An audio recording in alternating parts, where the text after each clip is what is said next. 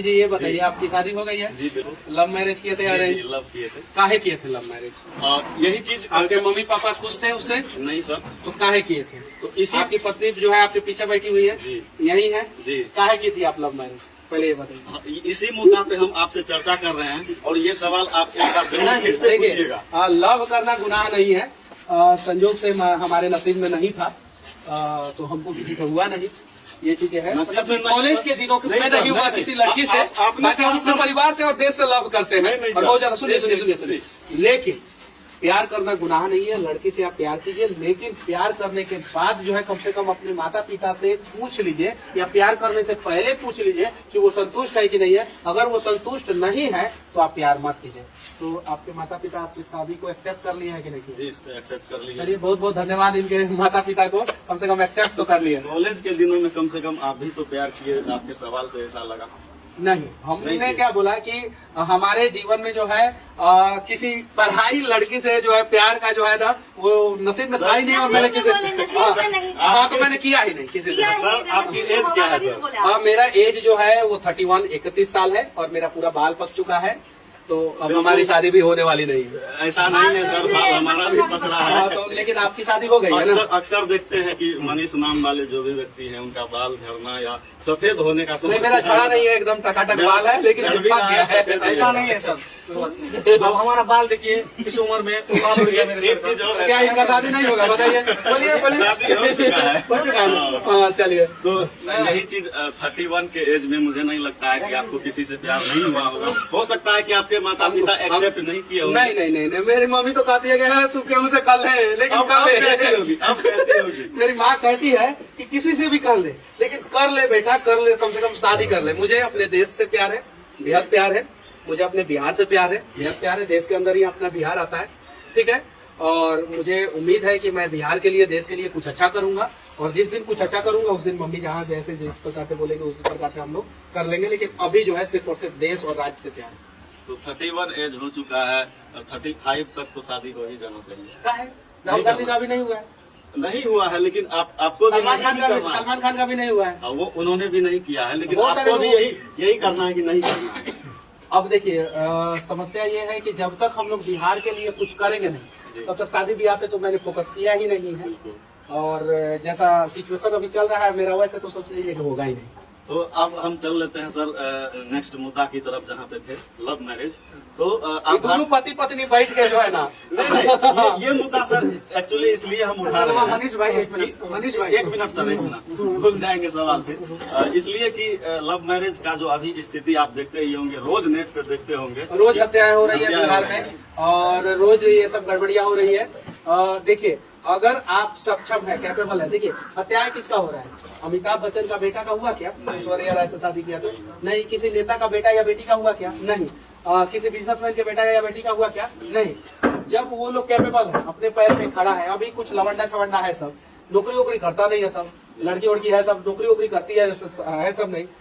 जियो का रिचार्ज कराना है और रात भर गपियाना है, गपियाते जो है अपना जिंदगी बर्बाद कर लेना। जिस उम्र में आपको अपने पैर पे खड़ा होना चाहिए, उस उम्र में आप लौंडाबाजी कर रहे हैं, तो कहीं नहीं तो कहीं ये गलत है। आप जो है पैर पे खड़ा हो जाइए, आप अपने माता पिता का सपना पूरा कीजिए, और उसके बाद से आप अपने माता पिता से कहिए कि मैं इस लड़की से शादी करना चाहता हूँ और मैं कैपेबल हूँ। देखिए, आपके माता पिता कुछ नहीं करेंगे, लेकिन जब आप कैपेबल नहीं रहते हैं और उसके बावजूद माता पिता आपसे बहुत उम्मीद लगा के बैठे रहते हैं, तो उस सिचुएशन में हॉनर किलिंग का बहुत सारा मैटर आता है। हॉनर किलिंग का आप लोग सपोर्ट नहीं करते, कहीं भी नहीं करते, नहीं होना चाहिए। अगर लड़का लड़की अगर मान लीजिए कि गलती कर ही दिया, शादी कर ही रहा है या प्यार कर ही रहा है, उसको आप घर से निकाल दीजिए। ऑनर किलिंग नहीं होना चाहिए, ये चीज है। लेकिन जो लड़का लड़की को माँ बाप ने बचपन से, अब यहाँ पे एक लड़की बैठी है इसलिए मैं नहीं बोल रहा हूँ, मतलब कि उनकी गंदगी को साफ किया, पेट में रखा, ठीक है, हर कष्ट को झेला। यहाँ तक कि आप लोगों ने बहुत सारा फोटो देखा होगा, जब पेट में बच्चा रहता है तो पूरा पेट जो है वो फटने लगता है, पूरा चमड़ा जो है यहाँ पे फटने लगता है, सही है कि नहीं, स्ट्रेच आ जाता है। तो उन्होंने अपना हर कुछ कुर्बान कर दिया उस बच्चे और उस बेटा और बेटी के लिए। तो बेटा बेटी प्यार करने से पहले एक बार माँ बाप से तो पूछ ले कि मैं इस लड़की से या लड़का से प्यार करने जा रहा हूँ। सर यहाँ पे एक सवाल ये होगा कि आप भारतीय संविधान को मानते हैं? एकदम बिल्कुल मानते हैं। तो भारतीय संविधान में सर एक चीज देखा जाता है कि अगर हम दोनों, मान लीजिए हम दोनों पति पत्नी लव मैरिज किए हैं, और जब हम दोनों कोर्ट में खड़े हैं, जज साहब भी वहाँ सामने हैं, लड़की के माता पिता भी सामने हैं, और हमारे माता पिता भी सामने हैं। लड़की बोल देती है कि हमें लड़का के घर जाना है, हम उससे प्यार करते हैं, उसी के साथ रहेंगे। तो भारतीय कानून फिर उस लड़की के माता पिता के इज्जत को क्यों नहीं देखता है? सुनिए, भारतीय कानून का ये पहलू तो आपने बता दिया। भारतीय कानून में लौंडियाबाजी कहाँ लिखा है? लौंडियाबाजी नहीं, लौंडाबाजी कहाँ लिखा है? लेकिन काहे की? लेकिन कहीं नहीं करना चाहिए। जज साहब उसके माता नहीं पिता करना की इज्जत को चाहिए। क्यों नहीं देखते हैं? नहीं, जज साहब देखिए, जज साहब जो है ज्यादा समझदार होते हैं। जी। हम देखिए, इस भारतीय भारत पूरा जो है ना, वो जज लोगों के ऊपर चल रहा है। हालांकि 1% जज लोग गलत होंगे, मैं मानता हूँ, लेकिन 99% जज लोग ईमानदार होते हैं। जज लोग का सारा फैसला जो है दलील पे होता है, ठीक है, और दलील के हिसाब से जज को जो भी अच्छा लगता है वो अपने बुद्धि विवेक से बढ़िया काम करे। जज की गलती नहीं है, गलती तो उस बच्चे की है ना, जो अपने परिवार को संतुष्ट। जरा ये बताइए, जो प्यार करने से पहले अपने परिवार को जो है राजी नहीं कर पाया कि मैं इस लड़की के साथ रहूंगा या लड़के के साथ रहूंगा, वो क्या जिंदगी भर लड़की या लड़का का साथ निभाएगा? कल को फिर व्हाट्सएप पे किसी और से प्यार हो जाएगा, फेसबुक पे किसी और से प्यार हो जाएगा। और तलाक आज ही के समय में सबसे ज्यादा हो रहा है। 6 महीना शादी का हुआ नहीं, तब तक लड़की भाग गई, लड़का भाग गया। तो ये चीज है। तो अगर आप प्यार कर रहे हैं तो आपके अंदर इतना हिम्मत और शक्ति होना चाहिए कि आप अपने माता पिता को संतुष्ट कर सकें। लेकिन सर 90% तो यही देखा जाता है कि लड़की को 90% बेरोजगार ससुरा प्यार करता है, बेरोजगार ही करता है। जो प्यार करता है वो बेरोजगार रह जाता है। जाके देखिए ज्यादातर। तो वो सब कहाँ से बना पाएगा? पहले नौकरी ना करो, पहले अपने पैर पे खड़ा हो जाओ, और जिस दिन अपने पैर पे खड़ा हो जाओगे, नौकरी कर लोगे, सब कुछ हो जाएगा। उसके बाद जो करना, देखिए मैं इसके पक्ष में हूँ ही नहीं। मैं अगर बाप होता और मेरा बेटा या बेटी जो है मेरे इच्छा के बगैर, मैं उसे बेहद प्यार करता, और वो मेरे इच्छा के बगैर जो है कहीं जाके जो है वो खेत में, खलियान में, होटल में, ओयो रूम में और पार्क में जाके जो है गलत करती, तो मुझे अच्छा नहीं लगता। तो मैं उस बाप के जगह पे रह के सोचता हूँ कि ये गलत है।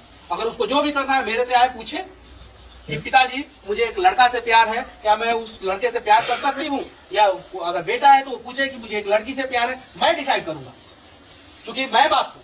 तो एक बाप डिसाइड करेगा, ये चीज है। बाप को तो इतना तो अधिकार हम बच्चे तो दे ही सकते हैं ना, एक बाप को दे सकते हैं कि नहीं? लेकिन अधिकार सर छीन क्यों लिया जाता है? नहीं छीना जाता है। कोई भी बाप अपने बेटा से अधिकार छीनना नहीं चाहता, और कोई भी माँ जो है अपनी बेटी से अधिकार छीनना नहीं चाहती है। जितना बेटा बेटी जो अपने बाप से नहीं प्यार करता है ना, माँ से नहीं प्यार करता है ना, उससे 1000 गुना, लाख गुना ज्यादा एक बाप और एक माँ जो है ना अपने बच्चों से प्यार करता है।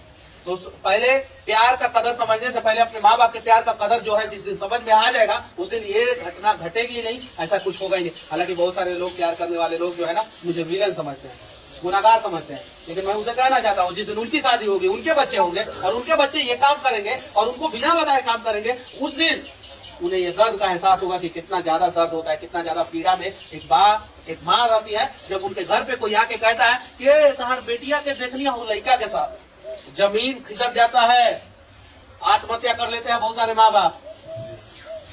तो इन सब चीजों को समझने की जरूरत है, और जिस दिन हम लोग समझ जाएंगे, देखिए आप कीजिए, लेकिन माँ बाप को खुश करके कीजिए। लेकिन सर आपने कहा कि प्यार माँ बाप से पूछ कर करना चाहिए, ये कहाँ तक संभव लगता है कि हमारे समाज में ऐसा बिल्कुल संभव है। कब तक ऐसा? बिल्कुल संभव है, क्यों नहीं संभव है? एकदम बिल्कुल संभव है।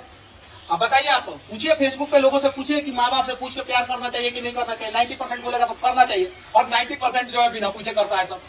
लेकिन सब बिना पूछे ही कर रहा, बताने में क्या हर्ज होता होगा? ऐसा आप अपने एक्सपीरियंस के हिसाब से क्या कहें? जब अगर आप कैपेबल हो जाते हैं, देखिए एक एसपी जब प्यार कर लेता है तो जाके पापा हमें प्यार हो गया है इस लड़की से, पापा बोलते हैं ठीक है भाई, क्योंकि वो एसपी है। एक डीएफ कर लेता है तो एक डीएसपी, एक सरकारी नौकरी करने वाला कोई भी कर्मचारी बोलता है मुझे इस लड़की से प्यार हो गया, माँ बाप खुश हो जाते हैं। जैसे कि मनीष कश्यप जी के माता जी कह रही है कि किसी से जल्दी से शादी कर लीजिए। हाँ कहती है कि शादी कर लो भाई।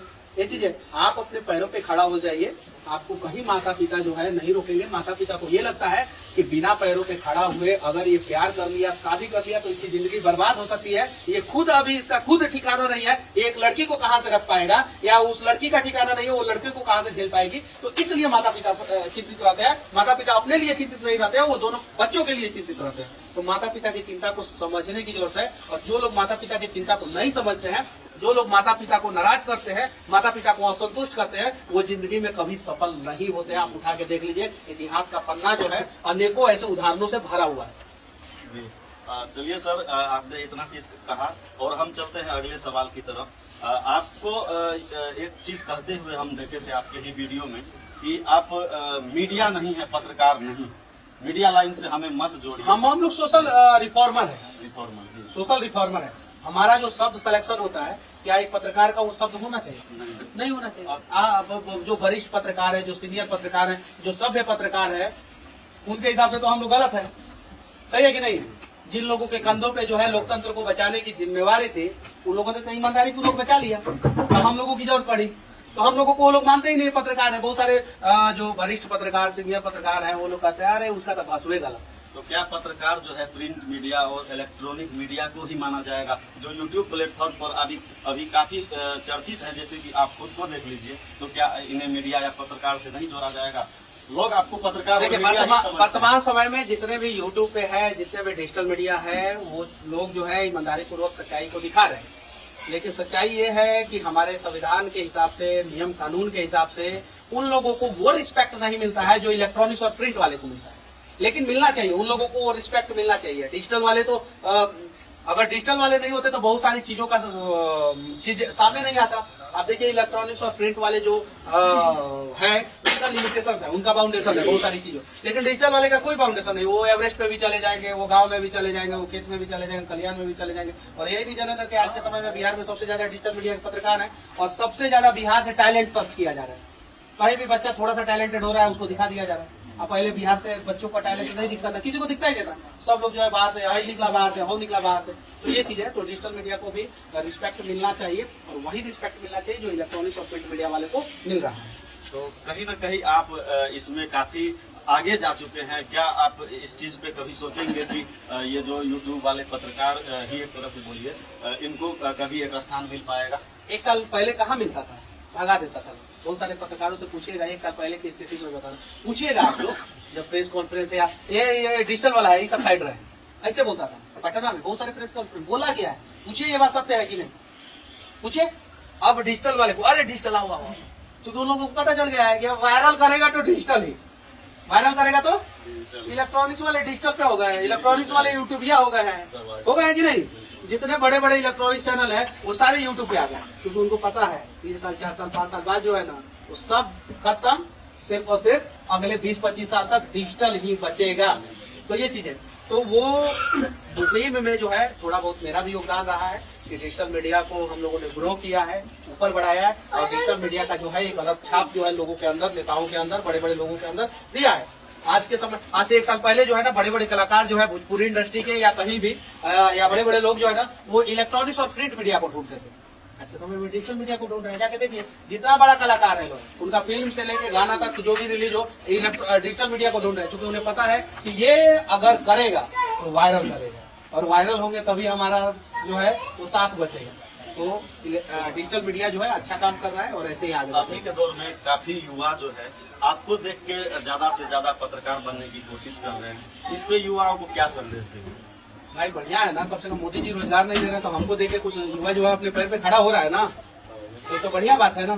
तो खड़ा हो और अच्छे ढंग से खड़ा हो। आप लोगों के अंदर नॉलेज होना चाहिए, आप लोगों के अंदर काबिलियत होना चाहिए, और डर नाम की चीज नहीं होनी चाहिए। आप लोग ऐसे ही अच्छा काम करते रहे और समाज को बदलने का प्रयास करें। 500 रुपया में आप अपना जो है ईमान मत बेचना, 1000 रुपया में अपना ईमान मत बेचना। ईमान बेच दोगे जिस दिन, उस दिन समझो कि पत्रकारिता तुम्हारी गिरवी हो गई और तुम खत्म हो गए। तो ईमानदारी पूर्वक रहोगे। आज से कुछ दिन पहले हम लोग कुछ नहीं थे, ईमानदारी पूर्वक संघर्ष किए, पसीना खाचे। माथे का पसीना जो है, जब से मैं पत्रकारिता शुरू किया हूँ तब से मेरे माथे का पसीना जो है कभी सूखा नहीं है, कभी नहीं सूखा है, क्योंकि हम लोग मेहनत करते हैं। सुबह हो शाम हो, हमेशा मेहनत करते रहते हैं। हाँ, जब पत्रकारिता नहीं करता था कॉलेज के दिनों में जो है, हम लोग खूब अच्छे ढंग से रहते थे, उस समय टेंशन फ्री था। तो ये चीज है। तो आप लोग अपनी जवानी के समय में अपने माथे का पसीना सूखने ना दे, ईमानदारी पूर्वक काम करें, पत्रकारिता को गिरवी ना रखें और 500 रुपया में अपने आप को गुलाम ना करें। और कहीं ना कहीं अभी टीआरपी भी एक मुद्दा बनता है। बहुत सारे पत्रकार ये कहते हैं कि ये लोग टीआरपी के लिए काम कर रहा है। तो भाई कहीं ना कहीं ये ठीक सच है या है, तो झूठ है? वो लोग टीआरपी के लिए काम करें, क्या दिक्कत है? टीआरपी का मोदी जी टीआरपी के लिए काम करे तो गलत, सही। राहुल गांधी टीआरपी के लिए काम करे तो सही। नीतीश कुमार, लालू प्रसाद यादव टीआरपी के लिए काम करे तो सही। Aaj Tak Zee News, Republic, TV9, Bharatvarsh, India TV, ये लोग टीआरपी के लिए काम करे तो सही। डिजिटल मीडिया वाला टीआरपी के लिए काम करते तो गुनाह। डिजिटल मीडिया टीआरपी के लिए काम नहीं करता है, डिजिटल मीडिया खबरों को वायरल करने के लिए काम करता है। डिजिटल में टीआरपी नहीं होता है, वायरल होता है। आप जाके देखिएगा, टीआरपी शब्द जो है ना उधर से आया है। इलेक्ट्रॉनिक्स मीडिया का टीआरपी होता है, डिजिटल का नहीं होता। डिजिटल खबरों को वायरल करता है, और वायरल इसलिए किया जाता है कि ताकि साफ मिल सके। और टीआरपी इसलिए लिया जाता है ताकि पैसा मिल सके। टीआरपी जिसका ज्यादा उसको ज्यादा ऐड मिलेगा, और ज्यादा ऐड मतलब ज्यादा पैसा। लेकिन वायरल खबर हो जाता है तो किसी को इंसाफ मिल जाता है। तो डिजिटल मीडिया टीआरपी के लिए काम नहीं करता, वायरल कराने के लिए काम करता है। कहीं न कहीं मनीष कश्यप एक इंजीनियर भी रह चुके हैं। इंजीनियर है, लाइसेंस अभी रद्द नहीं हुआ है मेरा। मतलब अभी आप इंजीनियरिंग का काम नहीं कर रहे शायद? कर रहे हैं। मतलब इंजीनियरिंग अरे ऐसे नहीं कर रहे हैं। रोड का सुधार करवाते हैं, उसका काम कौन करेगा? रोड का सुधार वो इंजीनियर है ना कर रहा फिर है। आप इंजीनियर को रेलते का है? वो गलत इंजीनियर है तो ले लेंगे नहीं। अच्छा ये बताइए कि अगर आपके गांव वाले जो है या आपके रिश्तेदार या आपका कोई अपना आदमी भ्रष्टाचार करेगा तो क्या आप उसको रेलेंगे कि नहीं रेलेंगे? हाँ, तो वैसे ही मेरा अपना आदमी ऐसा गलत कर देता है तो गड़बड़ दिखाते हैं, सही करता है सब तो उसको भी दिखाते हैं। गांधी सेतु पे जो है इंजीनियरों ने अच्छा काम किया है, एफकॉन कंपनी ने अच्छा बनाया, उसका वीडियो बनाया वो मैं डाला हूँ। अगर आप पत्रकारिता यानी कि ये डिजिटल मीडिया प्लेटफॉर्म पे नहीं आए होते, एक इंजीनियर भी होते तो उसी फील्ड में काम कर रहे होते तो अभी जो आप नाला देख रहे हैं कि रोड से ऊपर बना दिया जाता है और वगैरह वगैरह जो भी आप पुल पे पानी का कल देख रहे थे आपका, तो क्या आप भी इसी चीज को करते या फिर कुछ बदलाव करने का प्रयास करते? नहीं, हम तो काम करते तो ठीक ठाक काम करते हैं और हर एक सैटरडे को जो है शाम को जाके फिल्म देखते, हॉलीवुड फिल्म बॉलीवुड फिल्म जो भी फिल्म है सैटरडे को जाके शाम को फिल्म देखते, संडे को जो है अपने बीवी बच्चों के साथ जो है घूमते और मंडे टू फ्राइडे जो है जो इंजीनियर जो है थोड़ा सा बड़े पद पे चले जाते हैं तो मंडे टू फ्राइडे उनका ड्यूटी रहता है। बहुत सारे जगहों पे जितनी भी एमएनसी कंपनियां उसमें मंडे टू फ्राइडे ईमानदारी पूर्वक काम करते हैं। बहुत जगह आरोप आपके ये लगते हैं कि मनीष कश्यप खुद को ज्यादा बढ़ावा देते हैं, किसी के आवाज को दबा के खुद के आवाज को लाउड करके बोल के कुछ सुनते नहीं है, सब खुद ही बोल देते हैं। क्या ये शुरू से ही आपका आवाज ऐसा है या इस तरीके से ही हमेशा से आप बोलते आए हैं? अच्छा किसको दबाते हैं? हम भ्रष्टाचारियों को दबाते हैं ना, तो भ्रष्टाचारियों की आवाज को दबा देना क्या गुनाह है? नहीं, गुनाह अच्छा किसको? हम एपीजे अब्दुल कलाम को दबाए हैं क्या? नहीं, हम भारत का कोई स्वतंत्रता सेनानी को दबाए हैं क्या? भारत का कोई अच्छा काम कर रहा है उसको दबाए हैं क्या? बिहार में कोई विकास का कार्य कर रहा है उसको दबाए हैं क्या? और भ्रष्टाचारियों को दबाते हैं तो वो तो दबाना ही चाहिए, वो सबको दबा के खत्म कर देना।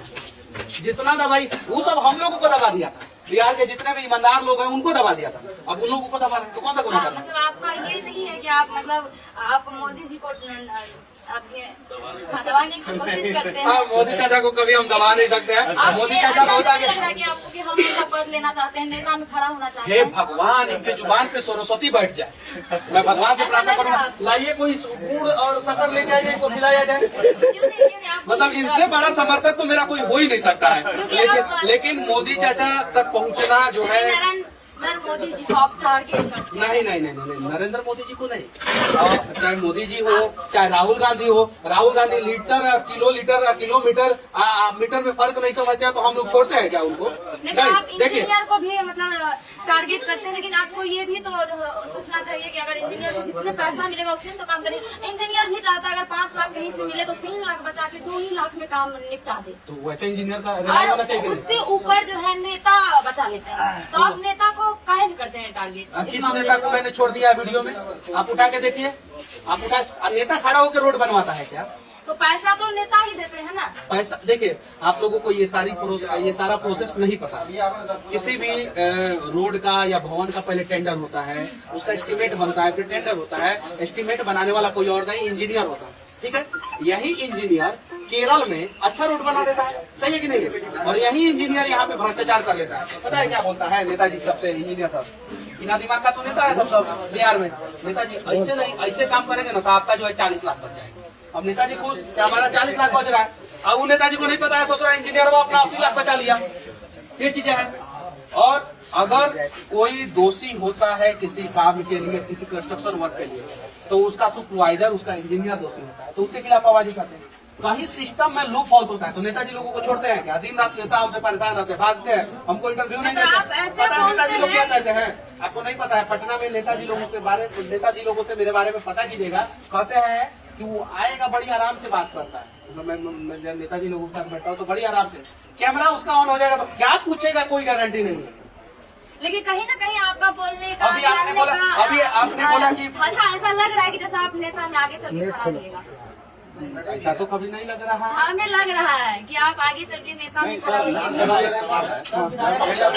नेता बन सकता है, क्रिकेटर नेता बन सकता है, एगो पत्रकार क्यों नहीं छोड़िए, नहीं, एगो इंजीनियर, एगो डॉक्टर, एगो अभिनेता, नेता बन सकता है, नेता का बेटा नेता बन सकता है, बिजनेसमैन का बेटा नेता बन सकता है, तो एक पत्रकार नेता बन के गुनाह कर देगा क्या? संविधान के किस पन्ने में लिखा है कि पत्रकार को नेता नहीं बनना चाहिए? लेकिन आपसे पूछा था आप बनिएगा या नहीं बनिएगा? ये तो समय तय करेगा ना। मैं अभी जो कर रहा हूँ बहुत अच्छा कर रहा हूँ और मैं आस्तिक आदमी हूँ, मुझे भगवान पे भरोसा है और भगवान ने मेरे लिए भगवान ने मेरे लिए कोई ना कोई रास्ता चुना होगा और जो रास्ता चुना होगा उस रास्ते पे मैं ईमानदारी पूर्वक चलने का प्रयास। सर बिहार में आप चलते हैं बहुत ही एकदम गंभीरता से चलते हैं, कभी डर भी लगता है? क्या डर लगेगा? बिहार के इतने सारे लोग जो है 12 करोड़ लोग मेरे साथ खड़े रहते हैं। 12 करोड़ लोग सर खड़े हैं, लेकिन कुछ समय पहले देखे होंगे कि पत्रकारों की भी कहीं कहीं गोली मारकर हत्या कर दी जाती है। बहुत तरह ये गलत हो रहा है, ऐसा नहीं होना चाहिए और इसी के लिए तो पत्रकारों को आवाज उठाना चाहिए। कभी आपने किसी पत्रकार को जो है अखबार के पन्ने में अपनी मजबूरी को लिखते हुए देखा है? नहीं। किसी इलेक्ट्रॉनिक्स पत्रकार को जो है टीवी चैनलों पे आके ये बोलते हुए देखा है कि मेरी माँ बीमार है, मेरे पिताजी बीमार हैं, मुझे इंसाफ चाहिए, मेरा घर और जमीन जो है वो किसी ने छीन लिया है, मेरे साथ अत्याचार हुआ है, किसी पत्रकार को देखा है? नहीं। पत्रकार अपने लिए इंसाफ की आवाज नहीं उठाते। समस्या यही है, पत्रकारों को भी उठाना चाहिए, तब जाके बिहार में पत्रकार सुरक्षित होंगे, वरना बिहार में पत्रकार असुरक्षित रहेंगे। तो हमारे साथ मनीष कश्यप जी काफी देर से जुड़े हुए हैं। लास्ट सवाल इनका है, पिछले दिनों मतलब ये बॉलीवुड से लाल सिंह चड्ढा फिल्म रिलीज हुआ था, उस पे आप बहुत सारे बोले हैं और करीना कपूर को बुढ़ी और आमिर खान को बुढ़ा घोषित किए हैं, आप ऐसा क्यों? आमिर खान का उम्र आपको पता है? हाँ, 50 साल से ऊपर है ना? हाँ। जवान है क्या? बुढ़े हैं लेकिन लगते नहीं, लेकिन आप खास करके उन्हें बोलते हैं बुढ़ा बुढ़ी और फिल्म को आप नहीं, अगर जवान होंगे तो आप पसंद कीजिए। नहीं, हमारे जवान नजर तो में नहीं है, बुढ़े हैं। हमारे हम नजर लोग जब पैदा हुए थे हमारे तब नजर में वो जवान नहीं है। हमारे नजर में अमिताभ बच्चन भी जवान नहीं है, हमारे नजर में अक्षय कुमार भी जवान कोई नहीं जवान नहीं है। है। 50 साल से ऊपर हो गया उन लोगों का। अब वो लोग छोड़े उस जगह को, नया कलाकारों को आने दें। और अगर आपको जवान लगते हैं वो, तो मैं माफी चाहता हूँ, मैं आगे से उनको उठा नहीं बोलूंगा। आमिर खान जी आप जवान हैं, हिस्ट पुष्ट है क्या? उस फिल्म में ऐसा आपको क्या लगा? देखिए उसमें आर्मी का मजाक उड़ाया गया है। आपने वो फिल्म देखा लेकिन है? आपने उस फिल्म को देखा है? उसमें जो है एक पागल आदमी, एक मेंटल आदमी जो है आर्मी में चला जाता है, जो ऐसा पॉसिबल ही नहीं है, ऐसा पॉसिबल ही नहीं है। वो चीज है, आप सबके साथ मजाक उड़ाइए। आप देश के साथ, देश के संस्कृति के साथ, देश के लोगों के भावनाओं के साथ और आर्मी के साथ मजाक नहीं उड़ा सकते। और उस फिल्म में वही किया गया था, इसलिए मैंने विरोध किया। लेकिन अक्षरा सिंह तो बोली थी कि वो फिल्म बहुत ही अच्छा है, हम उनके प्रमोट। अक्षरा सिंह ने उसका सपोर्ट किया था, वो उनकी मेंटालिटी, उस फिल्म को सपोर्ट किया था। मैंने उस फिल्म का विरोध किया था, वो मेरी मेंटालिटी। तो कुछ मुद्दों पे अगर हमारा विरोध एक दूसरे से हो सकता है, तो कुछ मुद्दे जो पे है हम लोग एक दूसरे को सपोर्ट भी कर सकते हैं। हम लोग चाहते हैं कि भोजपुरी इंडस्ट्री में, शायद आपको नहीं पता है, आज तक कोई भी फिल्म 10 करोड़ के बजट की बनी ही नहीं है। नहीं बनी है, आज तक नहीं बनी है। जो भी फिल्म जो है वो 1 करोड़, 1.5 करोड़, 2 करोड़, 1 करोड़, 1.5 करोड़, 2 करोड़, 2 करोड़ से ऊपर जाता ही नहीं। भोजपुरी फिल्म का बजट जाता ही नहीं, चाहे वो अमिताभ बच्चन आए हो या ये। हम लोग चाहते हैं कि 10 करोड़ से ऊपर बजट वाली एक भोजपुरी फिल्म बने, जो कम से कम 25 करोड़ रुपया का कलेक्शन करे, कम से कम। ये हम लोगों का टारगेट है, सपना है। तो उसके लिए तो भोजपुरी कलाकारों को ये करना पड़ेगा ना, उनसे बातचीत करना पड़ेगा ना, तब ना भोजपुरी भी एक लेवल पे जाएगा। ये चीज भोजपुरी कलाकार तो एक है ही नहीं है। बहुत सारे भोजपुरी कलाकार हैं, अच्छा फिल्म भी बनाते हैं, बुरा फिल्म भी बनाते हैं। गंदे फिल्मों को, आइटम सॉन्ग वाले फिल्मों को हम लोग हिट करा देते हैं, अच्छी फिल्मों को नहीं हिट कराते। अच्छा फिल्म आने वाला है, बाबुल एक फिल्म आया था, किसी ने देखा नहीं, बहुत अच्छा फिल्म था। तो अच्छी फिल्मों पे हम लोग चर्चा करेंगे और बुरा फिल्मों का तो विरोध करेंगे। बिल्कुल इसी तरह से आप हमेशा देश की सेवा करते रहे और हम सब भी इसी तरह से लगे रहे।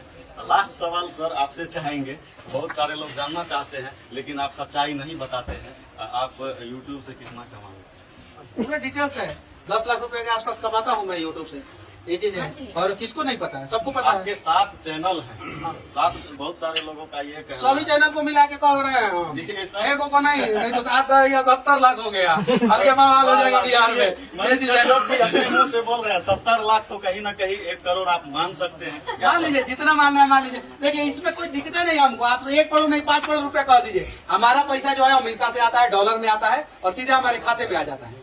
ठीक है, तो उसमें तो ब्लैक होगा ही नहीं, और खाते में जो आता है उसमें तो टैक्स दे देते हैं। एक सवाल सर और पूछना चाहेंगे, उसमें ब्लैक पैसा आता है? नहीं आता, सीधे अमेरिका से डॉलर में आएगा ठीक है ना, और सीधे हमारे खाते में आ जाएगा। सर एक सवाल तो और है। झूठ क्यों बोलेंगे? अभी माइंड में आया है एक सवाल। स्कूल जो है सरकारी स्कूल अभी बहुत दयनीय स्थिति में चल रहा है। अच्छा, इस पे दूसरा बार इंटरव्यू ले लीजिएगा। बस लास्ट है, इसके बाद सवाल खत्म हो जाएगा मेरा। सरकारी स्कूल काफी दयनीय स्थिति में है और बहुत चीजें सरकार प्राइवेट करते जा रही है। क्या सरकारी स्कूल को ही प्राइवेट क्यों नहीं कर देना चाहिए? सरकारी स्कूल प्राइवेटाइजेशन के रास्ते पे निकल पड़ा है, बहुत सारे लोगों को नहीं पता है, लेकिन आप देखिएगा 10 साल बाद जो है सारे सरकारी स्कूल जो है वो प्राइवेट हो चुके होंगे। अस्पताल जो है आंशिक रूप से प्राइवेट हो चुका है। आप एम्स में जाइए, इलाज कराने के लिए जांच का जो है पैसा देना पड़ता है, दवा का भी पैसा देना पड़ता है। IJIMS में चले जाइए, बहुत सारे जगहों पे चले जाइए, बहुत सारे सदर अस्पताल में जो है जांच के लिए पैसा देना पड़ता है, तो उसको आंशिक रूप से बोला जाता है। तो आंशिक रूप से धीरे धीरे स्कूल को भी किया जाएगा और बाद में जो है स्कूल भी प्राइवेट हो ही जाएगा लगभग, जैसा स्थिति जो है सरकार का अभी चल रहा है। और जितना स्पीड में सरकार जो है भारत का विकास कर रहा है, उतना स्पीड में जो है ये भी संभव है।